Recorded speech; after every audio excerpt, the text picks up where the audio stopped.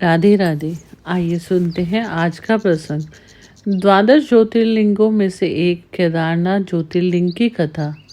केदारनाथ महादेव के विषय में कई कथाएं हैं।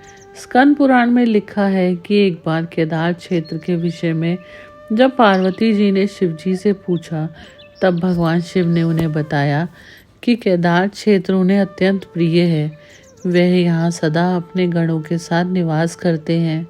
इस क्षेत्र में वह तब से रहते हैं जब उन्होंने सृष्टि की रचना के लिए ब्रह्मा का रूप धारण किया था। स्कंद पुराण में स्थान की महिमा का एक वर्णन यह भी मिलता है कि एक बहेलिया था, जिसे हिरण का मांस खाना अत्यंत प्रिय था। एक बार यह शिकार की तलाश में केदार क्षेत्र में आया। पूरा दिन भटकने के बाद भी उसे शिकार नहीं मिला। संध्या के समय नारद मुनि इस क्षेत्र में आए तो दूर से बहेलिया उन्हें हिरन समझकर उन पर वाण चलाने के लिए तैयार हो गया। जब तक वह वाण चलाता, सूर्य पूरी तरह डूब गया। अंधेरा होने पर उसने देखा कि सर्प मेंढक को निगल रहा है। मृत होने के बाद मेंढक शिव रूप में परिवर्तित हो गया। इसी प्रकार बहेलिया ने देखा कि एक हिरण को सिंह मार रहा है। मृत हिरण शिव गणों के साथ शिवलोक जा रहा है। इस अद्भुत दृश्य को देखकर बहेलिया हैरान था। इसी समय नारद मुनि ब्राह्मण वेश में बहेलिया के समक्ष उपस्थित हुए। बहेलिया ने नारद मुनि से इस अद्भुत दृश्यों के विषय में पूछा। नारद मुनि ने उन्हें समझाया कि यह अत्यंत पवित्र क्षेत्र है। इस स्थान पर मृत्यु होने पर पशु पक्षियों को भी मुक्ति मिल जाती है। इसके बाद बहेलिया को अपने पाप कर्मों का स्मरण हो आया कि किस प्रकार उसने पशु पक्षियों की हत्या की है। बहेलिया ने नारद मुनि से अपनी मुक्ति का उपाय पूछा। नारद मुनि से शिव जी का ज्ञान प्राप्त कर वह बहेलिया केदार क्षेत्र में रहकर शिव उपासना में लीन हो गया। मृत्यु के पश्चात उसे शिवलोक में स्थान प्राप्त हुआ। केदारनाथ ज्योतिर्लिंग की कथा के विषय में शिव पुराण में वर्णित है कि नर और नारायण नाम के दो भाइयों ने भगवान शिव की पार्थिव मूर्ति बनाकर उनकी पूजा एवं ध्यान में लगे रहते थे। इन दोनों भाइयों की भक्तिपूर्ण तपस्या से प्रसन्न होकर भगवान शिव इनके समक्ष प्रकट हुए।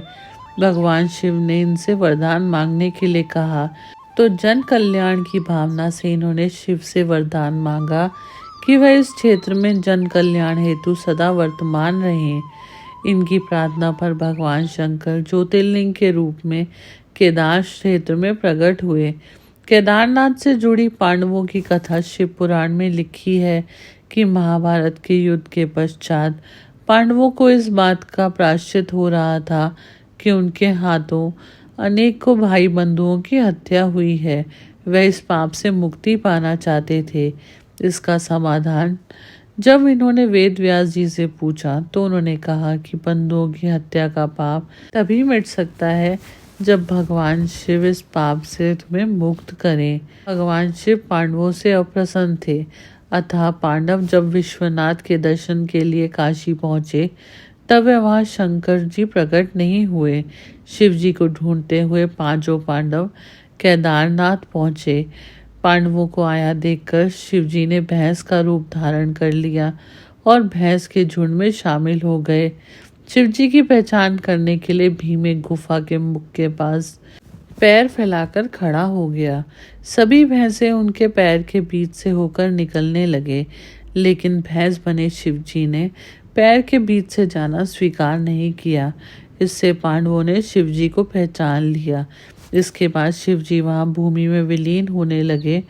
तब भैंसे बने भगवान शंकर को भीम ने पीठ की तरह से पकड़ लिया।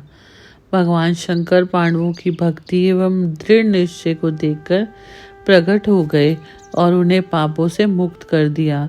इस स्थान पर आज भी द्रौपदी के साथ पांचों पांडवों की पूजा होती है। यहाँ शिव जी की पूजा भैंस के पृष्ठ भाग के रूप में होती है। बोलिए शंकर भगवान की जय।